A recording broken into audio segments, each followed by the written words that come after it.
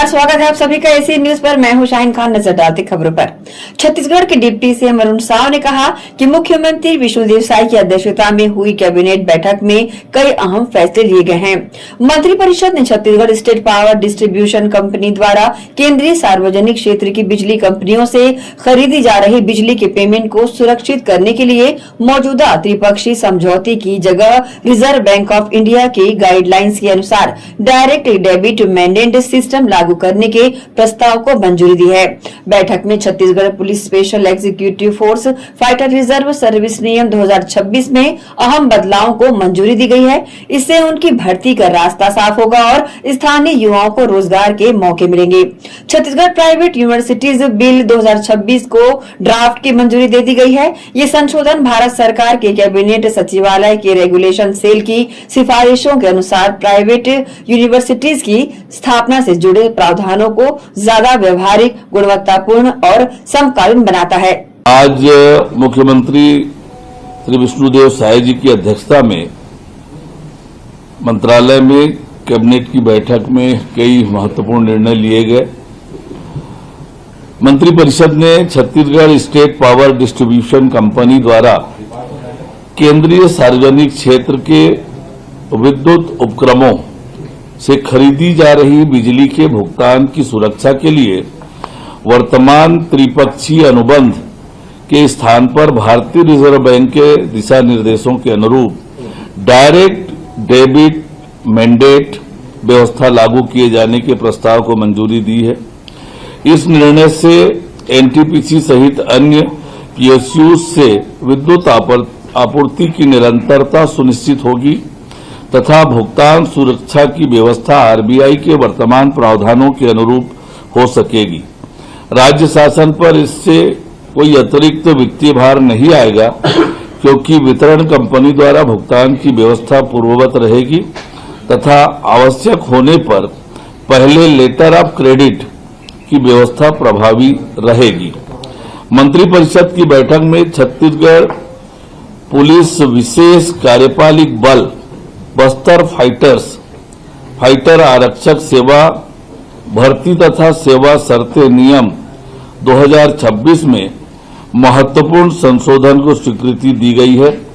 इससे उनकी भर्ती का मार्ग प्रशस्त होगा और स्थानीय युवाओं को रोजगार के अवसर भी मिलेंगे।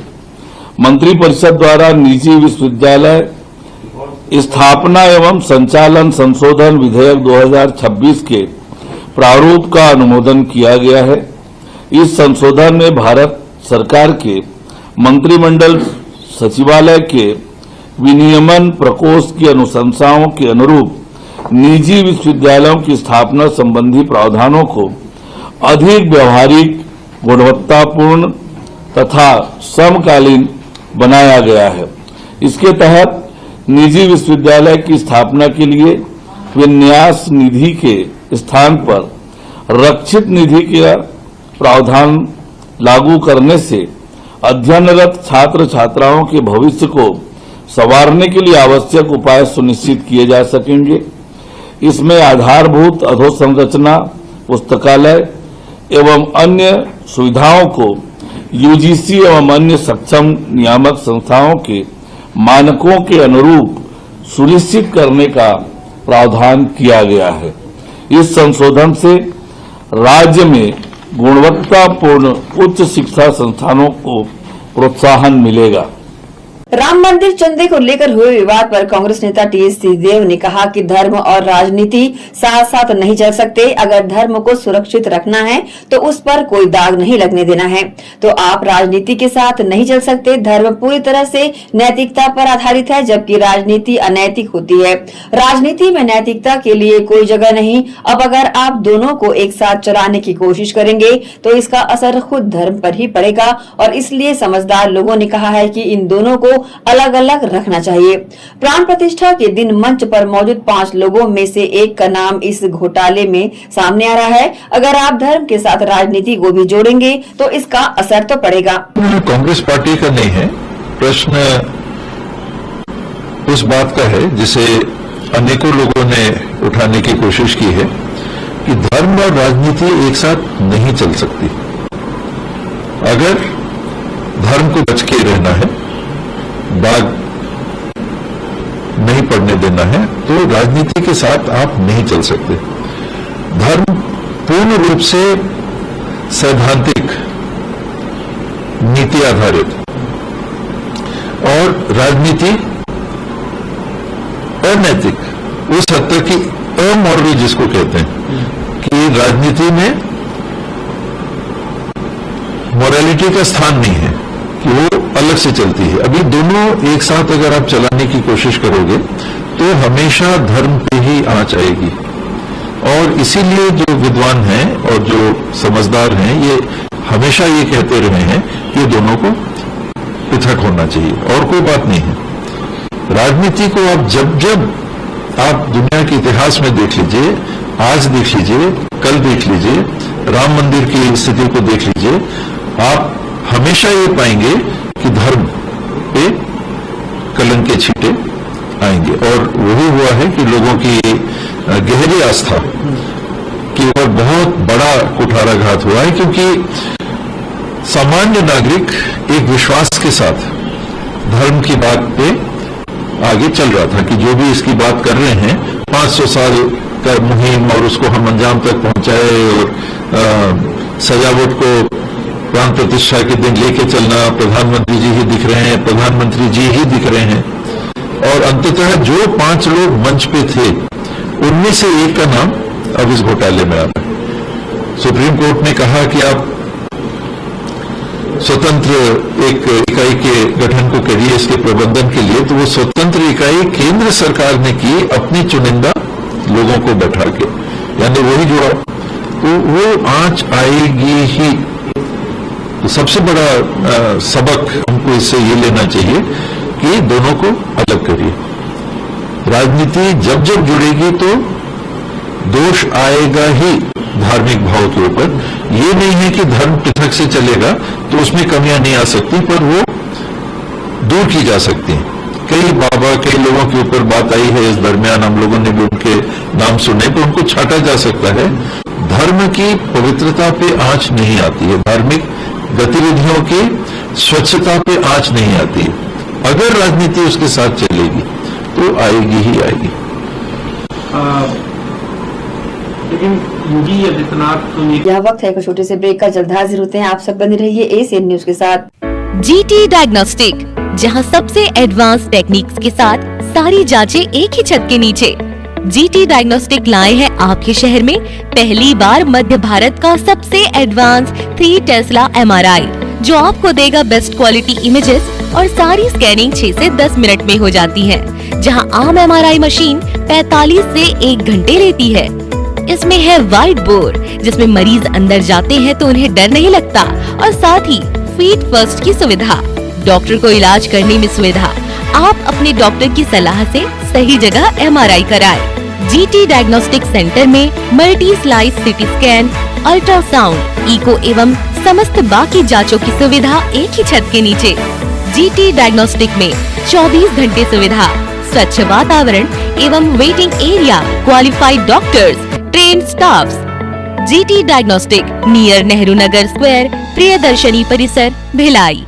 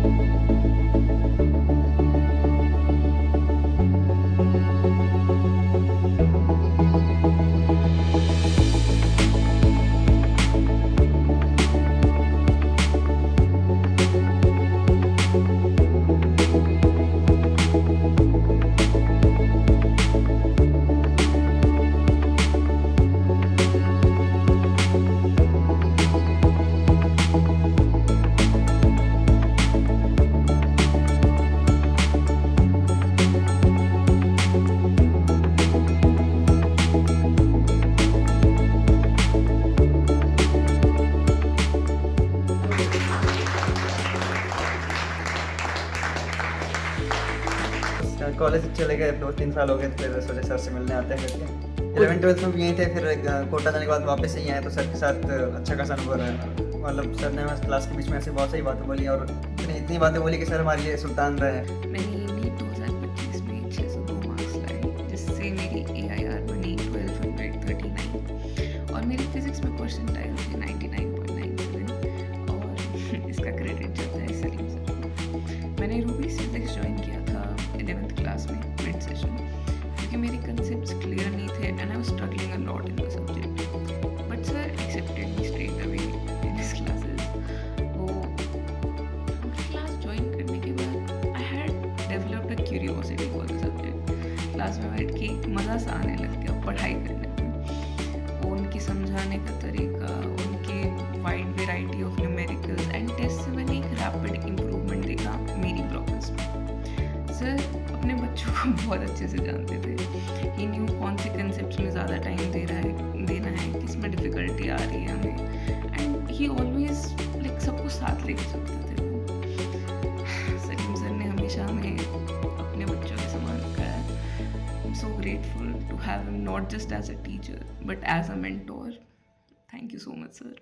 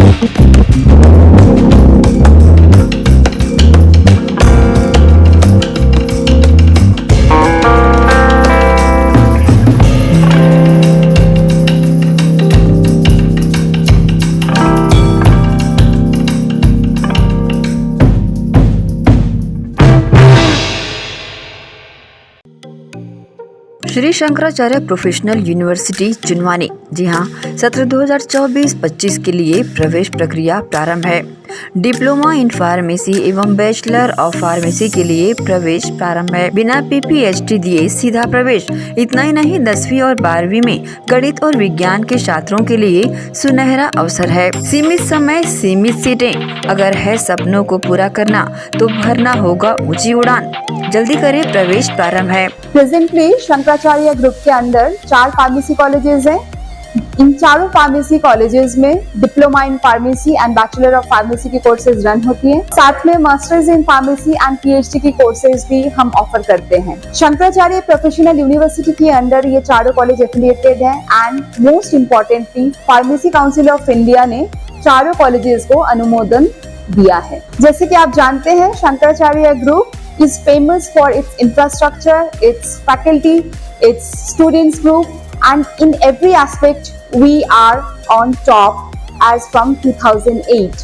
So in this year also, अगर आप चाहते हैं कि आप 12th के बाद साइंस में आपके भविष्य बनाना चाहते हैं तो शंकराचार्य प्रोफेशनल यूनिवर्सिटी में एक बार जरूर आए। फार्मेसी कोर्स में अभी डायरेक्ट एडमिशन 12th की परसेंट बेसिस पे दिया जा रहा है, तो जल्द से जल्द संपर्क करें। तो एडमिशन हेतु जल्दी करें। Shri Shankaracharya professional university Junwani, Bhilai, Chhattisgarh. संपर्क करें 9977258200।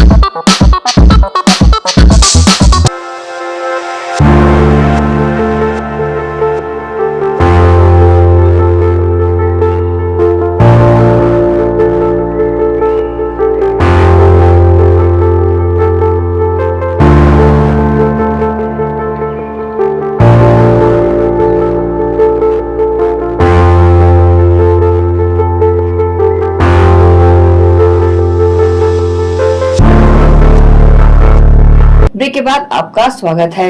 जनता कांग्रेस छत्तीसगढ़ जे ने राज्य में अपने नए संगठनात्मक ढांचे जनता कांग्रेस 2 की शुरुआत करते हुए नशा, बेरोजगारी और न्याय को अपना मुख्य राजनीतिक एजेंडा घोषित किया है। पार्टी के प्रदेश अध्यक्ष अमित जोगी ने राज्य सरकार पर युवाओं को नशे की ओर धकेलने का आरोप लगाया है। उन्होंने कहा कि राज्य में अब बेटी बचाओ के बजाय बेटे बचाओ अभियान चलाने की जरूरत है। उन्होंने कहा कि पार्टी नशा मुक्ति, बेरोजगारी और न्याय के मुद्दे पर राज्यव्यापी आंदोलन शुरू करेगी। साथ ही नकटी अतिक्रमण मामले में उन्होंने कहा वह प्रभावित लोगों की ओर से एक वकील के तौर पर कानूनी लड़ाई लड़ेंगे। नकटी में क्योंकि वहां माननीय विधायक लोगों का घरों का निर्माण होना था, तोड़फोड़ की गई, तो ये बात बहुत नेशनल इंटरनेशनल लेवल पे उठाई गई। पर हमारे प्रदेश में नकटी केवल अकेला नहीं है। हम लोगों ने इसीलिए ये जो लगातार लोगों को विस्थापित किया जा रहा है उसके सम्मान में वार्षिक गोल्डन बुलडोजर सम्मान समारोह रखने का भी हमारी पार्टी ने निर्णय लिया है। और जो विस्थापन की कला में असाधारण योगदान दिया जाता है, ऐसे हम 5 सम्मान, 5 पुरस्कार हर साल दिया करेंगे। इस साल का जो सम्मान समारोह है नकटी गांव में ही किया जाएगा। इसमें जो पहला पुरस्कार रहेगा सर्वश्रेष्ठ रातों रात नोटिस दिए जाने वाला पुरस्कार। दूसरा मौन साधना शिरोमणि, जिनका मौन देखकर हिमालय के तपस्वी भी लजा जाएं, वो पुरस्कार दिया जाएगा। तीसरा गणित रत्न, जिसने पुरखों की जमीन का मूल्य एक स्मार्टफोन से भी कम आका, वो दिया जाएगा। और पुनर्वास सम्राट, यानी जो लोग ये उम्मीद करते हैं कि लोग विस्थापित होके और अपनी गाय भैंस के साथ 4थे मंजिल पर जाके वो एक BHK फ्लैट में रहें, ऐसे लोगों के लिए भी पुनर्वास सम्राट पुरस्कार दिया जाएगा। और सबसे जो होनहार नेता है, जो वादा करते हैं, वादा पूरा नहीं होता तो फिर दोबारा कोई वादा करने लगते हैं, वैसा पुरस्कार भी दिया जाएगा। और किसको ये पुरस्कार मिलेगा ये मैं नहीं तय करूंगा। हम लोगों ने तय किया है कि जो 7 जगह जहां पे विस्थापन हुआ है, हसदेव में अडानी के लिए जो विस्थापन किया गया, लैलूंगा में जो जिंदल्स के लिए विस्थापन किया गया, बचेली में जो आर्सेलर मित्तल के लिए विस्थापन किया जा रहा है, कवर्धा केशदा में जो CMDC के नाम पर खदानों के लिए विस्थापन अभी हो रहा है, जो पथर्रा में डिस्टिलरी के लिए विस्थापन किया गया, और जो अब नकटी में विधायकों के बंगलों के लिए विस्थापन किया गया, और फॉस्टरपुर में जो अभी वेटिंग लिस्ट में है, जहां पे फिर डिस्टिलरी आ रही है, फिर विस्थापन किया जा रहा है। ऐसे 7 जगह के लोगों को उसमें कमेटी में सदस्य बनाकर और ये 5 हम अवार्ड नकटी में जाकर देंगे। हाँ, सवाल तो पूरा। न्यायधानी बिलासपुर के सरकंडा थाना क्षेत्र के चर्चित रानी सिंह NDPS प्रकरण में उस समय नया मोड़ आया जब जन सुनवाई के दौरान मामले को लेकर पहुंचे परिजनों की शिकायत पर राज्य महिला आयोग ने हस्तक्षेप किया।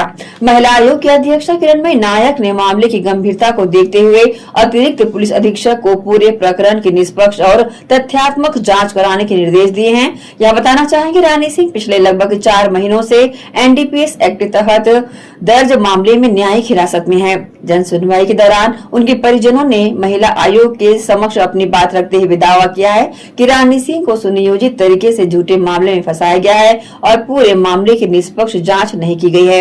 रानी सिंह के भाई शिवराज ने महिला आयोग के समक्ष शिकायत प्रस्तुत करते हुए आरोप लगाया कि उनकी बहन के खिलाफ की गई कार्रवाई एक पारिवारिक विवाद का परिणाम है। उन्होंने कहा कि उनकी बहन के बहनोई जो मेडिकल स्टोर का संचालन किया करते हैं, उन्होंने कथित रूप से नशीली दवाइयों को घर में रखवाकर पुलिस कार्रवाई कराई। परिजनों की शिकायत सुनने के बाद महिला आयोग की अध्यक्षा किरणमयी नायक ने मामले को गंभीर मानते हुए अतिरिक्त पुलिस अधीक्षक को सभी तथ्यों और परिस्थितियों की विस्तृत जांच करने के निर्देश दिए हैं। मामला ये है कि हमारी बहन को सरकंडा पुलिस और रामकिशोर हमारे बहनों द्वारा षड्यंत्र करके हमारे घर में मेडिकल का नशीला पदार्थ दवा रखवाकर फंसाया गया था। उसकी शिकायत में अनेक जगह SP, IG, महिला आयोग, राष्ट्रीय मानवाधिकार हर जगह शिकायत किया था। उसमें आज महिला आयोग के द्वारा बुलाया गया था। उसमें जो है हमने हमारे पक्ष में जो है बोला है। क्या बोले मैडम, क्या बोले? मैडम बोली है कि इसकी जांच करवाता हूँ करके, ये दवा कहाँ से आया है, किसके नाम पे जारी हुआ था, इसका बेच नंबर जांच किया जाए, ये सब आदेश किए हैं। अभी आप और क्या चाहते मैं ये चाहता हूँ इसके निष्पक्ष जांच हो, हमारी बहन बेगुनाह है, उसे बेगुनाह साबित किया जाए और हम राम किशोर के खिलाफ जो है कड़ी से कड़ी कार्रवाई किया जाए, जो गुनाहगार है उसको सजा मिला। ये कौन है जिनका नाम? वो हमारी बहनोई है, तलाक का प्रकरण चल रहा है, वो तलाक चाहती थी, तलाक मिले करके भरण पोषण की खर्चा ना देना पड़े करके ये सब षड्यंत्र किया है। इसमें कुछ पुलिस वालों के नाम भी आप लोग? हाँ, इसमें पुलिस वाले शैलेंद्र सिंह शामिल है। मेरे बच्चे को 12 घंटा तक बैठा के रखा गया था, उनसे 2 लाख रुपए के मांग कर रहे थे, अपने पापा से बोले 2 लाख रुपए दे तो हम क्वांटिटी कम करेंगे। खिलाफ आवेदन लगाया था। पिता का मेडिकल स्टोर था और 20 साल से मेडिकल स्टोर का काम कर रहा था और उसने अपनी पत्नी आवेदिकाओं की मां को 3000 नशे की टेबलेट के मामले में अरेस्ट करवा दिया। एनडीपीएस का मामला बना थाना सरकंडा से और उनका मामला फैमिली कोर्ट में भी चल रहा था, तलाक का और भरण पोषण का। तो इस मामले में जब बहुत बारीकी से सारी चीजों की जांच की गई तो बच्चियों की जो शिकायत थी वो वैध पाई गई कि उसका पिता षड्यंत्र पूर्वक उसकी मां को जेल भेज चुका है। लगभग 3-4 महीने से उसकी मां जेल में है और इसी बीच उसने षड्यंत्र पूर्वक अपना भरण पोषण का मामला भी न्यायालय को गुमराह करके खत्म करा लिया, जबकि उस अवधि में जो आवेदिका की मां थी, आवेदिकाओं की मां थी, वो जेल में थी, तो अदालत उपस्थित नहीं हो सकती थी। तो ये पूरे मामले में हमने आज एडिशनल एसपी रश्मित कौर चावला को एक कॉपी दिया, सर्टिफाइड कॉपी, और आवेदिकाओं को भी दिया है कि उसके आधार पर वो न्यायालय में भरण पोषण के मामले में जा करके हमारी जो ओपिनियन है उसको सबमिट कर सकते हैं। वो एडिशनल एसपी के पास पहुंच करके पुनः जांच के लिए कार्रवाई कर सकते हैं। न्यायालय में जमानत की प्रक्रिया के लिए भी हमारी ऑर्डर शीट का उपयोग कर सकते हैं। तो ये पूरा एक प्रकरण बहुत लंबा चला और इसमें बहुत लंबा हमारा लिखा गया ऑर्डर शीट। तो ये पूरा अब इसी के साथ ही आज की खबरों में इतना ही। बने रहिए एसीएन न्यूज के साथ। नमस्कार।